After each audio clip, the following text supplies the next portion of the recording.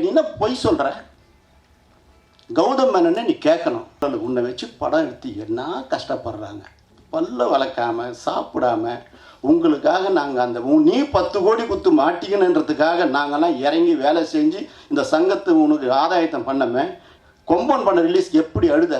ஒரு பெரிய நடிகர் நீ நில்லு, கேரவனில் உட்காந்து எனக்கு தகவல் வருது, நீ ஜெயிச்சுட்டு பார்க்கலாம், என்ன டெபாசிட் வாங்குற நாங்கள் பார்த்துட்றோம்.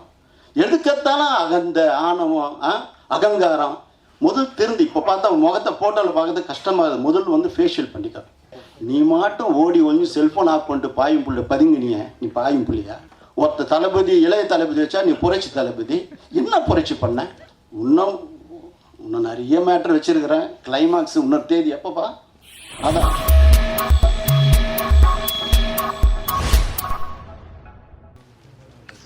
இன்ப நாள் இது, இனிய நாள் இது. காலத்தின் அருமை கருதி அகமாலும் தம்பி ரித்தி சொல்லிட்ட மேடையில் விட்டிருக்கும் நாளைய வாகைசூடி வளம் இருக்கும் அத்துணை நல்ல இளம் வேட்பாளர்களே, பத்திரிகை சகோதரர்களே, தொலைக்காட்சி தோழர்களே, உங்கள் அனைவருக்கும் என் பணிவான மாலை தமிழ் வணக்கத்தின் மகிழ்வோடு தெரிவித்துக் கொள்கின்றேன். நான் என் மனதில் இருப்பதை பேசிவிடுகிறேன். பிறகு நீங்கள் என்ன கேள்விக்கணைகள் தொடுத்தாலும் அதற்கு நான் பதிலளிக்க கடமைப்பட்டிருக்கிறேன். இந்த தேர்தல் களம் கடந்த பொதுக்குழுவில் நான் இளைய தலைமுறைக்கு வழிவிட்டு நான் தலைவர் பதவிக்கு நிற்க மாட்டேன் என்று அன்று சொன்ன உறுதிமொழி. சொல்வதைத்தான் நாங்கள் செய்வோம், செய்வதைத்தான் சொல்வோம். அந்த வழியில் நான் இந்த தேர்தலில் போட்டியிடாமல் ஒதுங்கியிருந்தேன். விசாலனுடைய பேச்சும் நடைமுறை பாவனையும் ஒரு தவறான முன்னுதாரணம் இந்த சங்கத்திற்கு வந்துடக்கூடாது என்பதற்காகத்தான் நான் முதலில் ஒவ்வொருவரும் எப்படி எப்படி வருகிறார்கள் என்று பார்த்து நான் அனைவரும் ஒரு சேர இருக்கணும் என்று பேச்சுவார்த்தை நடத்தி கொண்டு இருக்கும் பொழுதுதான் சிவாவை கே முரளிதரன் அவர்கள் மொழிமொந்ததனால் நாங்கள்லாம் சிவாவை தலைவராக பொறுப்பேற்று சொன்னோம். அதற்குள் இடையில் சின்ன சின்ன சங்கடங்கள், அப்புறம் 5 அணியாக களம் காண வேண்டிய சூழ்நிலையில் நானும் பொறுமையாக இருந்து கடைசி நேரத்தில் நான் சிவாவை அழைத்து கொண்டு செல்லும் பொழுது ஒவ்வொரு இடத்திலும் இருக்கக்கூடிய வரவேற்புகள் பார்க்கும் பொழுது உண்மையிலே என் கண்கள் பணித்தது. அதில் ஒருவர் மாத்திரம் கேட்டார், என்னதானே எல்லாருமே தனித்தனியாக நிற்கிறீங்க, ஏன் நீ இருந்து இதெல்லாம் ஒன்றா சேர்த்து பண்ணக்கூடாதா? எதிராளி அதாவது நான் நடிகர் சங்கத்தை எந்த காலத்திலும் குறை சொல்ல மாட்டேன். அந்த நடிகர் சங்கத்தை தப்பி தவறி ஒரு காலான் விட்டது, அது விசால். அந்த தம்பியினுடைய எதேச்சதிகாரம், ஆணவம், அகந்தை, அகம்பாவம் அத்தனை ஒன்றடிக்கிற ஒத்துமொட்ட உருவம். அவர் பேசுகின்ற பேச்செல்லாம் அத்துணை தயாரிப்பாளர் மனத்தை கசக்கி வலியை தந்தது. அவர் சொன்னார், நீங்கள்லாம் ஒன்றா சேரணும், அதுக்கு சரியான, ஏன்னா தப்பி தவிர அந்த தப்பு வரக்கூடாது அப்படின்னாரு. அன்றைக்கு நான் மனசில் வச்சேன், அதாவது ஒரு பதவியில் இருந்தால்தான் எங்களை மதிக்கும் நிலை இல்லை. தெரு புழுதியில் கிடந்தாலும் குன்றிமணி நிறம் குன்றி விடுமா? குன்றாது. ஆகவே தம்பி, அதாவது தயாரிப்பாளரே பஜ்ஜி போண்டா விற்பர் என்றும் சாப்பிட்றவங்கன்றோம், அதுக்கு அடுத்தது பரோட்டா வைக்கிறோன்றோம். அதாவது தேசிய விருது பெற்ற ஒரு கலைஞனை, சேரனை 5000 ரூபாய் அவருக்கு கொடுங்கன்று ஏளனம் ஏகடியும் எள்ளி நகையாடுவது என்பது மிக வருத்தத்தை தந்தது. அதனால் தம்பி சிவாவை அழைத்து ராதாவுடன் சேர்ந்து செயல்படுங்கள் என்றேன். இன்னும் பல பேர்களை அணுகி ஒரு சேரம் ஒரே களத்தில் நிற்கும் என்றும் நான் முயற்சித்தேன். இப்படிப்பட்ட சூழலில் நாங்கள் இந்த சங்கத்துக்கு, அதாவது பேசுவதற்கு ஒரு நியாயம் இருக்கணும். நீ என்ன செய்தாய் எங்களை குறை சொல்வதற்கு? நீ என்ன செய்தாய்? நான் சொல்லக்கூடாது, பல கோடிகள் தந்திருக்கிறேன். உன் அணியிலே ஒரு உபத்தலைவர் இருக்கிறார். 2012 நீதானே என் பொன் வசந்தம் படம் திரையிடுவதற்கு ஃபினான்சியல் சிக்கல். நான் ஹைதராபாத்தில் இருக்கிறேன். அங்கிருந்து ஃபோன் வருகிறது, கௌதம் மேனனுக்கு ஒரு ப்ராப்ளம், உடனடியாக 1 கோடி வேண்டும் என்று. அங்கேருந்து பேங்க்குக்கு சொல்லி 1 கோடி ட்ரான்ஸ்ஃபர் பண்ணுறேன். போய் இப்போ கௌதம் மேனனை கேளு. கௌதம் மேனனை நீ கேட்கணும். உன்ன மாதிரி பாயம்புள்ளி ரிலீஸ் ஆகும்போது உனக்கு ஃபோன் பண்ணால் ஃபோன் ஆஃப் பண்ணிட்டு ஓடி போய் ஒளிஞ்சிக்கினியே, மறக்க முடியுமா? நாங்கள் அன்னைக்கு ஒரு விநியோகஸ்தரும் எக்ஸிபிட்டருமான லத்திப்பறவை 2 பேர் தான் அந்த பாயம்புள்ளி ரிலீஸ் பண்ணுறது 25 லட்சம் பொறுப்பெடுத்துனாங்க. இது சிவாக்கு தெரியும்.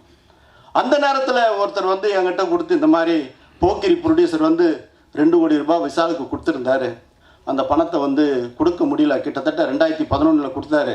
இந்த நேரத்தில் வந்து அவர் வந்து ஒரு தயாரிப்பாளருக்கு 50,000 ரூபாய் கொடுக்க சொல்லி கடிதம் கொடுத்துருக்கிறாரு. அந்த கடிதத்தை போய் விஷாலுக்கிட்டே காமிக்கிறேன். அது என்ன, இந்த பிரிட்ஜின்னா சூரியநாத் செட்டி ஸ்டீலில் ஒரு மீட்டிங் அக்காடு ஹோட்டலில் கூப்பிட்டு கேட்குறேன். சார் நான் கொடுத்துறேன் சார். எப்படி பணிவு, ஒரு ஒரு ஒரு ஒரு மதிக்கும் தன்மை. சார் நான் கொடுத்துறேன் சார், 2 விதமாக 25 கொடுத்துறேன். சரி தம்பி, நீ சொல்கிறதுக்காக நான் சொல்கிறேன்னு அந்த தயாரிப்பாளரை கூப்பிட்டு விஷால் வந்து 25 தந்துடுச்சு, வெயிட் பண்ணு. அந்த படம் ரிலீஸ் ஆன பிறகு கூட நீ வந்து எத்தனை படங்கள் ரிலீஸ் பண்ணியிருக்கிற? ஒன்றை வாக்குறுதி ஏதாவது ஒன்று காப்பாற்றிடுவா. இப்போ ஒருத்தர் வீட்டுக்காக போய் ஓட்டு கேட்குறிய, உன்னை தயாரித்த ஒரு 20-25 ப்ரொடியூசர் 30 ப்ரொடியூசர் போல, எவன் வீட்டுக்குன்னா ஒரு தடவை நீ போயிருப்பியா சொல்லு. ஆகவே தயாரிப்பாளர்கள் ஓட்டு வாங்குவதற்காக அவர்கள் இல்லம் தேடும் செல்ற தம்பி, உன்னை வைத்து நடுரோட்டில் நின்று கொண்டு இருக்கிறான் பார். அந்த தயாரிப்பாளர் வராக்காடுலேருந்து ஒருத்தர் சொன்னார், சார் 8 படம் தொடர்ந்து லாஸ் சார். திருச்சியிலேருந்து சொல்கிறாங்க எல்லா படமும் லாஸ் சார். அதை பட்டியலிடணுமா? இதை கொடுக்குறேன். பொய் சொல்ல நாங்கள்லாம் ஆதாரத்தோடு சொல்லுவோம். திமிரு, சிவப்பதிகாரம், தோரணை, சத்தியம், வெடி, சமரு, பட்டத்து யானை, நான் சிகப்பு மனிதன், தீராத விளையாட்டு பிள்ளை, மருது, ஆம்பலை, கதகளி, பாயம்புலி, கத்திச்சண்டை. என்ன இது? இத்தனை படம் எடுத்து பைடான்ஸில் ரொம்ப வருத்தப்படுறாங்களே, வேதனைப்படுறாங்களே. அதுக்கூட கொடுமை மதகத ராஜா 30 கோடி ஃபைனான்சியல் ப்ராப்ளத்தில் நிற்குது. அந்த படத்தை அந்த நிறுவனமே ஒரு சூழலில் வந்து பூட்டு போடுற அளவுக்கு சூழல். உன்னை வச்சு படம் எடுத்து என்ன கஷ்டப்படுறாங்க அவங்களுக்கு. அந்த படத்தை எடுத்துறது இந்த நிமிஷத்தில் நீ போகிறானே, நீ என்ன பொய் சொல்கிற? உன் பக்கத்தில் நிற்கிறார் பாரு ஒரு தம்பி, யார் அவர் பேர்? ஞானவேல்ராஜா. அவர் யார்? அவர் ஒரு படத்தை எடுத்து ரிலீஸ் பண்ணுறது 3 முறை ஃபினான்ஷியல் கிரிட்டிசைஸில் நிற்குது. அவர் இந்த சங்கம் வந்து பெரிய பெரிய பஞ்சாயத்தை தீர்த்தது ஞானவேல்ராஜாவுக்கு தான். உத்தமன் ரிலீஸ் ஆகும்போது எவ்வளோ பிரச்சனை. சரத்குமார் வந்து கிட்டத்தட்ட 3 நாள் தொடர்ந்து இரவும் பகலும் பாடுபட்டு அந்த ஈராஸ் குரூப்புக்கு பாம்பேக்கு பேசி இங்கே ஃபைனான்சியல் வீட்டுக்கு போய் விடிய பல்ல வளர்க்காமல் சாப்பிடாமல் உங்களுக்காக நாங்கள் அந்த நீ 10 கோடி குத்து மாட்டிக்கணுன்றதுக்காக நாங்கள்லாம் இறங்கி வேலை செஞ்சு இந்த சங்கத்தை உனக்கு ஆதாயத்தம் பண்ணமே, நீ பார்த்து கிண்டல் பண்ணுறியா? பழைய வரலாறு சொல்லணுமா? வேணாம். கொம்பன் பண்ண ரிலீஸ் எப்படி அழுத? இன்றைக்கி யூடியூப்பில் போய் போட்டு பாருங்கள். நான் பேச பேச பேச ஒரு அரசியல் தலைவருக்கு எச்சரிக்கை கொடுக்குறேன். டாக்டர் சார், நீங்கள் தயவுசெய்து எங்கள் திரையுலகுக்கு வந்துடாதீங்க சார். நாங்கள் அப்படிப்பட்ட படம் எடுக்கிறது இல்லை. எனக்கு ரொம்ப வேண்டியவர் நீங்கள் அப்படியேப்பட்டவர். நீங்கள் படம் பார்த்துருங்க. நீங்கள் யார் பேச்சை கேட்டுட்டு நீங்கள் சொல்கிறீங்க. இது அப்படியேப்பட்ட படம் இல்லை. குடும்ப பாசத்தை, மாமனார் மருமனுக்கு அன்பை, பாசத்தை, ஒற்றுமையை, உணர்வை, உணர்ச்சியை கொப்பளிக்கிற படம் சார். சொல்ல சொல்ல இவன் கண்ணை கசிக அழுதுன்னே இருக்கிறான். அதெல்லாம் பொய்யா? என்ன கட்ட பஞ்சாயத்து? பிரகாஷ்ராஜ், உன்னை கேட்குறேன், நாங்கள் கட்ட பஞ்சாயத்து பண்ணோமா? நான் சொல்லணுமா? உனக்கு என்னென்ன பிரச்சனைகள் வந்துக்குது? அந்த பிரச்சனைகள் இந்த தானி எந்த வகையில் உதவி செய்தேன்? ஏன்னா இந்த நேரத்தில் உனக்கு செய்த உதவி சொல்வது எது கொச்சை. அது நான் பண்ணக்கூடாது. சோம்பேறிகள்லாம் சொல்கிற தயாரிப்பாளரை நீ சுறுசுறுப்பானவரா? எத்தனை படத்துக்கு ஒழுங்காக கால் ஷீட் கொடுத்துருக்குற? எத்தனை முறை ரெட்டு கார்டு வாங்கியிருக்கிற? ஆந்திரா பிரதேசத்தில் எத்தனை முறை பஞ்சாயத்து நடந்துருக்குது உனக்கு? எங்கேயாவது ஒழுங்காக ஒரு டப்பிங் வரதுக்கு எத்தனை பேர் கெஞ்சுவாங்க, எவ்வளோ பேசுவாங்க? உன் மனசு தங்கம்தான். ஆனால் தயாரிப்பாளரில் கஷ்டப்படுத்துறது இருக்குது பார், அது ரொம்ப கொடுமை. ஆகவே நீ பேசுறதுக்கு முன் கண்ணாடி முன்னாடி நீ பார். நீ யார் சொல்லி நிற்கிறன்றது எனக்கு தகவல் அனுப்பிச்சல்ல. ஒரு பெரிய நடிகர் நீ நில்லு, கேரவனில் உட்காந்து எனக்கு தகவல் வருது. இந்த மாதிரி ஒரு பெரிய நடிகர் வந்து கௌதம் மேனனையும் பிரகாஷ்ராஜையும் நிற்க சொல்கிறாருன்னு. அதெல்லாம் நம்ம பேச வேண்டிய அவசியம் இல்லை. ஏன்னா ஒன்று மாத்திரம் சொல்கிறேன், தயாரிப்பாளர்கள் சங்கம் தயாரிப்பாளருக்குத்தான் பயன்படணும். ஏன் நடிகர் சங்கத்தில் வந்து தலைவராக போட்டிட்டிய அவங்க ராதா ரவியும் சரத்குமார் மேலே கோபத்தில் நீ பண்ணிய அன்னைக்கு 4000 நாடக நடிகர்கள் இருந்தாங்க. அவங்களுக்கு 30 வருஷமாக பதவியில் இருந்தாங்க. ஒரு வாய்ப்பு கொடுக்கணும், உனக்கு கொடுத்தாங்க. கிட்டத்தட்ட 100 சில்லற ஓட்டில் ஜெயிச்ச. 65 ஓட்டு அங்கே ஊந்து தான் நீ தோற்றுருப்ப. நாங்களாம் இறங்கி வீடு வீடாக போயிருந்தோமா நீ ஜெயிச்சிட முடியுமா? அடுத்ததோட நீ நில்லு, நாங்கள் இறங்கி காமிக்கிறோம், நீ ஜெயிச்சுட்டு பார்க்கலாம். என்ன டெபாசிட் வாங்குற நாங்கள் பார்த்துட்றோம். எதுக்கத்தாலும் அந்த ஆணவம் அகங்காரம் முதல் திருந்து. இப்போ பார்த்தா முகத்தை ஃபோட்டோவில் பார்க்கறது கஷ்டமாக. முதல் வந்து ஃபேஷியல் பண்ணிக்க முகத்தை வந்து இப்போ போய் அகத்தின் அழகு முகத்தை ஒரு குரூரம் வரக்கூடாது. ஒரு சாமிங்காக இருக்கணும். நாங்களாம் படம் எடுக்கணும்ல. நாங்களாம் படம் எடுக்க மாட்டோன்னு வச்சுக்கோ. நாங்களாம் தொட்டால் எங்கேயோ திரும்பி உட்கார வைப்போம். எத்தனை நடிகர்கள், எவ்வளோ பேர் கோடி கணக்கில் பணத்தை கொடுத்து ஒரு தயாரிப்பாளர் கஷ்டப்பட்ட அந்த 5 கோடி, இந்த 10 கோடி 12 கொடுக்குற தயாரிப்பாளர் நடிகர்கள் இருக்கிற மத்தியில் நீ மாட்டும் ஓடி ஒன்று செல்ஃபோன் ஆஃப் பண்ணிட்டு பாயும் புள்ளி பதுங்கினிய. நீ பாயும் புள்ளியா? புலின்னு அவன் எடுத்தா நீ பாயும் புலி. ஒருத்த தளபதி இளைய தளபதி வச்சா நீ புரட்சி தளபதி. என்ன புரட்சி பண்ண? உன்னை கேட்கறதுக்கு ஆளே இல்லையா? கனவுல நான் கனவுல நீ ஜெயிச்சிட்டா மாதிரி கனவு காண்றேன். ஒரு பிரச்சனை, நீ ஊட்டியில் இருக்கிற ஷூட்டிங் நடந்துட்டு இருக்கிற, இங்கே படம் ரிலீஸ் பிரச்சனை 2 நாள் இருந்து முடிக்கணும்.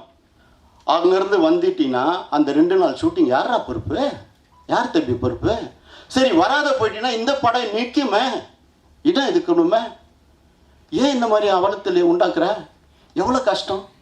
இப்போ இன்னும் நிறைய மேட்ரு வச்சுருக்கிறேன். கிளைமாக்ஸ் இன்னொரு தேதி எப்போப்பா ராதா? 26க்கு நிறைய கொடுப்பேன். எவிடன்ஸோடு கொடுப்பேன். கொஞ்சம் நெஞ்சம் இல்லை, அவ்வளோ எவிடன்ஸ் வச்சுருக்கேன். உன்னால் ஒரு எவிடன்ஸ் சொல்லுது. கட்ட பஞ்சாயத்து எங்கே? நாங்கள் கட்ட பஞ்சாயத்து பண்ணி இன்னும் எங்களை பார்த்தா கட்ட பஞ்சாயத்து பண்ணுறான். கை காசை குத்து பண்ணுவோம். எத்தனை படங்களை ரிலீஸ் பண்ணிக்கிறேன் தெரியுமா? எத்தனை படம் லிங்கா படம் ரிலீஸ் ஆகும்போது எவ்வளோ லட்சங்களை நாங்கள் கொடுத்துருக்குறோன்றது எங்கள் மனசாட்சிக்கு தெரியும். வந்திருக்கிற ஃபெடரேஷன் இருக்கிறவங்களுக்கு தெரியும். எப்படி நீ வந்து கட்ட பஞ்சாயத்துன்னு சொல்லலாம்? ஊழல் சொல்கிறேன். டிசி தியாகராஜன் தங்கமோ தங்கம், வைரமோ வைரம், பவளமோ பவளம், கெம்போ கெம்பு, கோமேதகம். அப்படிப்பட்ட டிசி தியாகராஜன் பொருளெல்லாம் இருக்கும்போது ஊழல்னு சொல்கிறியா? உனக்கு கஷ்டம் தம்பி, ரொம்ப கஷ்டம். உனக்கு வந்து வாழ்க்கை நல்லா அமையுமான்றது எனக்கு தெரியல. ஏன்னா பொய் புகன்றால் போஜனம் கிடைக்காதுன்னுவாங்க. ஆனால் உங்கள் அப்பா நல்லவர், உங்கள் அம்மா நல்லவர், உங்கள் அண்ணன் நல்லவர். உங்கள் அண்ணனை போய் கேட்டுப்பார். ஒரு சின்ன ஒரு பிரச்சனை, நான் எந்த மாதிரி அவருக்கு கூட நின்னேன்னு நான்லாம் பார்க்குறது இல்லை. நான் பிரகாஷ்ராஜ் நம்மளாம் ஒத்துமையாக தானே இருக்கிறோம். எதுக்கு இனம் மொழி கலாச்சாரம் இதெல்லாம் வேணாம். நம்மளாம் சகோதர வாஞ்சி சந்தோஷமாக வாழணும். தயவுசெய்து இனம் பிரித்து மதம் பிரித்து மொழி பிரித்து பேசாதீங்க ப்ளீஸ். இன்னும் எவ்வளோ கேள்வி கேட்டாலும் நான் பதில் சொல்லுவேன். நீங்கள் கேட்டிங்கன்னா நான் பதில் சொல்கிறேன். ஆகவே அதாவது இந்த தேர்தலில் எனக்கு வந்து பிரச்சனைகள் இண்டஸ்ட்ரியில் வரும் நிறைய வரும். அப்போது தோள் கொடுக்கும் தம்பி தூயோன் ராதாகிருஷ்ணன், அந்த சைடு சிவா, இந்த களத்தில் சென்ற இடம்லாம் சீரான வரவேற்பு இருக்கும் பொழுது, ஏன்னா நான் நல்லது நிறைய பண்ணியிருக்கேன். எல்லாரும் ஏன் நிற்கல போகிற இடத்துலலாம் நிற்கலன்னு ராதாவையும் கேட்குறாங்க, மற்றவங்களையும் போகிறவங்க அத்தனை பேரையும் கேட்குறாங்க, ஏன் தான் சார் நிற்கலை, ஏன் தான் சார். நான் கொடுத்த வார்த்தை காப்பாற்றுறேன். ரெண்டாவது, செய்த வாக்குறுதிகள் அத்தனையும் அரசாங்கம் செய்ய வேண்டியதை தவிர, காவல்துறை செய்ய வேண்டியதை தவிர அத்தனையும் முடிச்சிருக்கிற. கேளு, பொறுப்பாரு. நீ நடிகர் சங்கத்துக்கு வாக்குறுதி கொடுத்திய, என்ன செஞ்ச? 5 நடிகர்கள் படம் எடுத்து நாங்கள் இலவசமாக நடித்து கொடுத்து நடிகர் சங்க கட்டட கட்டினேன்ன. நீயும் 10 படம் நடிச்சிட்ட, உன் ஆரியாவும் 10 படம் பண்ணிட்டாரு, ஜீவா 5 படம் பண்ணிட்டாரு, அது விஷ்ணு விஷால் 4 படம் பண்ணிட்டாரு. இத்தனை பேரை சேர்ந்து இலவசமாக நடித்து பண்ணித்தரேன்னு சொன்ன வாக்குறுதி எங்கே போச்சு விஷால் தம்பி? எங்கே போச்சு? தப்பு. ஒன்று சொன்னால் சொல்லில் நில்லு, சொல்லும் செயலும் ஒன்றாகும், அதுதான் நமக்கு வாழ்க்கைக்கு நன்றாகும். ஆகவே அதுவும் செய்யறதில்லை. அப்புறம் நடிகர் சங்கத்தை கட்டடம் கட்டிட்டு நான் வந்து கல்யாணம் பண்ணிப்பேன், அதுவும் பண்ணாத இருக்கிற, கட்டடத்தையும் கட்ட காணும். என்ன செய்ய போகிற? எல்லாரையும் எடுத்தேன் கவுத்து. உன்னை கேள்வி கேட்டால் நீ தூக்குனா, நீ வந்து போண்டா பஜ்ஜி சாப்பிட்ற தயாரிப்பாளர் சங்கம்னு சொன்னதுக்கு உன்னை வந்து சஸ்பெண்ட் ஆர்டர் கொடுத்தா நீ என்னை நீக்கிட்டான்னு சொல்கிறிய. தம்பி, நீ ரித்தி சொல்கிறார 100 பேரை தூக்கிட்டேன்னு, அது எப்படிப்பா தம்பி? உனக்கு ஒரு பக்கம் நியாயம், நீ ஏளனம் செய்வே, ஏகடியம் பண்ண, சோறு வர தயாரிப்பாளர் கேவலப்படுத்து, அது ஒரு நியாயமா? தப்பு தம்பி, இன்னும் நிறைய வச்சுருக்கிறேன், நிறைய இருக்குது. அடுத்து வரும், விவரத்தோடு வருவேன். யார் யார் கடிதம் கொடுத்துருக்குறாங்க, அதான் நடிகர் சங்கமே எனக்கு ஒப்புதல் கொடுத்துருக்குது கடிதம், மறந்துட வேணாம். அதுவும் எல்லார் கைக்கும் போய் சேரும். ஆகவே இப்போ யார் யார் சகோதரர்கள் நீங்களாம் அடுத்த பயணிக்க வேண்டிய பயணத்துக்கு நான் இடையூறாக இருக்க விரும்பலை. நீங்கள் ஏதாவது கேள்வி கேட்டிங்கன்னா தாராளமாக கேளுங்க. ஏன்னா கேள்வி கேட்கும்போது நானும் பதில் சொல்லுவேன். அதுக்காக சந்தர்ப்பம்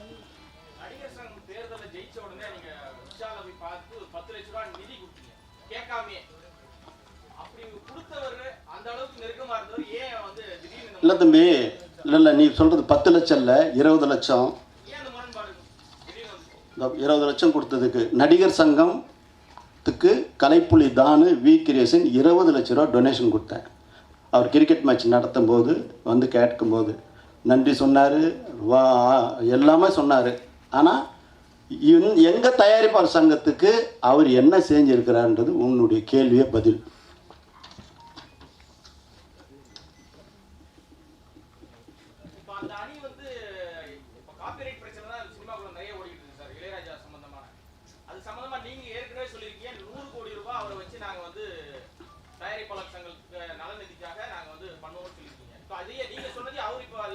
இல்லை அவர் வந்து அதாவது நுனிப்புல் மேயது, ஆய்ந்தறிந்து படிக்கிறது கிடையாது. இளையராஜா சார் கச்சேரி நடத்தினா அந்த இசை நிகழ்ச்சி மூலமாக 5 கோடி வரலாம், 6 கோடி வரலாம், 3 கோடி வரலாம், இதுதான் நியம். ஆனால் தொன்று தொட்டு வரக்கூடிய கிட்டத்தட்ட ஒரு 70 ஆண்டு கால திரையுலக வரலாற்றிலே HMVயின் மூலமாக MS விஸ்வநாதன் சாரும் KV மகன் சாரும் இளையராஜா சாரும் லட்சக்கணக்கான பாடல்களை பதிவு செய்து அவர்கள் விற்பனை செய்து கொண்ட HMVயுடன் நாங்கள் கோர்ட்டில் கேஸ் போட்டிருக்கிறோம். அதே மாதிரி எக்கோ சுப்பிரமணியத்து மேலே கேஸ் போட்டிருக்கோம். தயாரிப்பாளருக்கு சேர வேண்டிய பங்கு தொகை 50% இளையராஜா சார் அனௌன்ஸ் பண்ணி கிட்டத்தட்ட 100 கோடிக்கு பீஸ் கோர்ட்டில் ஸ்டாம்ப் டியூட்டி கட்டி பண்ணியிருக்கிறார். அவர் தயாரிப்பாளர்களுக்காக 50% இளையராஜாவே முன் வந்து கோர்ட் ஃபீ கட்டி பண்ணியிருக்கிறார். அந்த அந்த கேஸில் வந்து கண்டிப்பாக நாம் வெற்றி பெறுவோம். இளையராஜா வெற்றி பெறுவார். வெற்றி பெறும் பொழுது அவர் சொல்லிய பிரகாரம் 50 கோடி ரூபாய் சங்கத்துக்கு தருவார். அது எந்தெந்த தயாரிப்பாளருக்கு போய் சேரணுமோ அது போய் சேரும். கடந்த முறை கூட கடந்த ஒரு 6 மாதத்துக்கு முன் 28 லட்சம் ரூபாய் இளையராஜா மூலமாக வசூல் செய்து அத்தனை பேருக்கும் பகிர்ந்து கொடுத்தோம். இப்படி வரலாறு தெரியாத தம்பி அதுக்கு நடி வேணாம் விட்டுடு.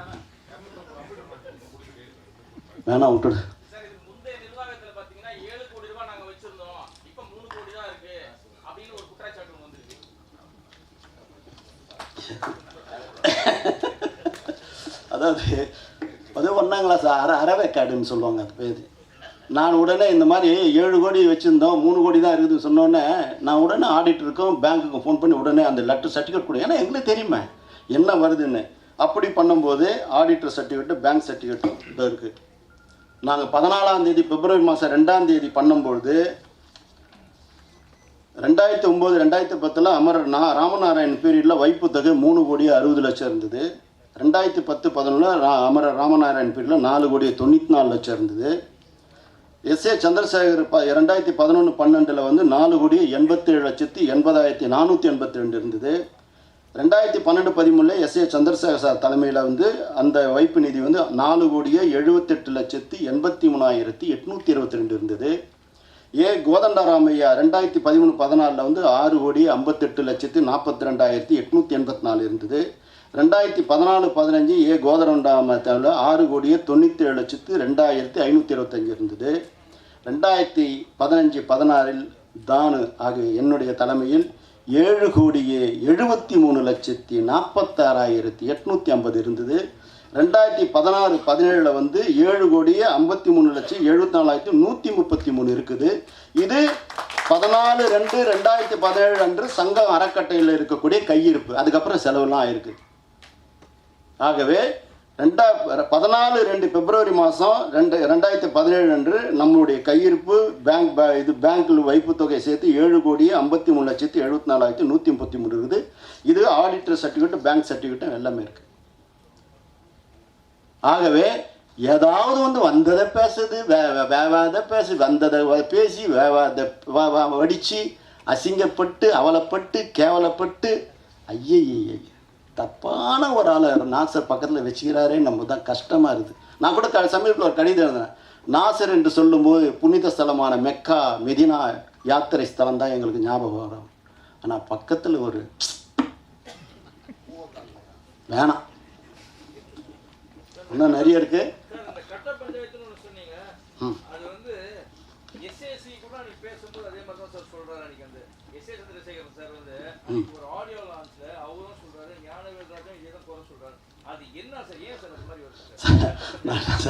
அதாவது என்னையே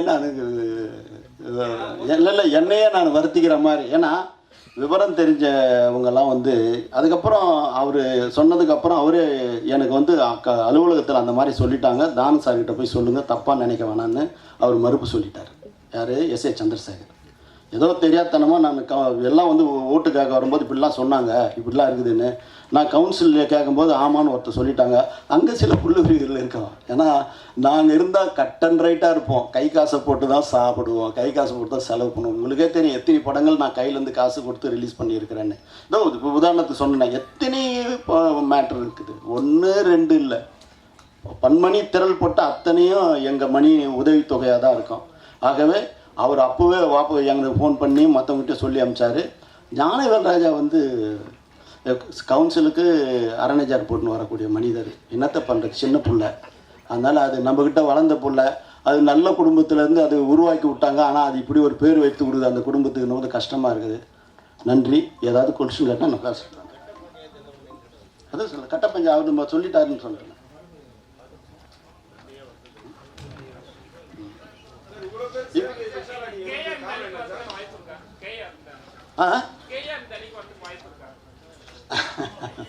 அதாவது என்னுடைய உணர்வு, தயாரிப்பாளர் வெற்றி பெற வேண்டும், தயாரிப்பாளர் இன்னும் தழைத்துவங்க வேண்டும். எஸ்.எஸ். வாசன் அவர்களும், ஏவி மையப்ப செட்டியார் அவர்களும், நாகிரெட்டியார் அவர்களும், டி.ஆர். சுந்தரம் அவர்களும், சின்னப்பா தேவர்களும் இப்படிலாம் கட்டி காத்த சங்கத்துக்கு ஒரு இடையூறு வரக்கூடாது என்பதற்காகத்தான் நாங்கள்லாம் இப்படி இருந்தோம். ஆகவே சிந்திப்பதற்கு இன்னும் 10 தினங்கள் இருக்குது. ஆகவே அதற்குரிய உங்களுடைய எண்ணங்கள் நிறைவேறுவதற்கு ஆண்டவனை பிரார்த்திப்போம். நன்றி, வணக்கம்.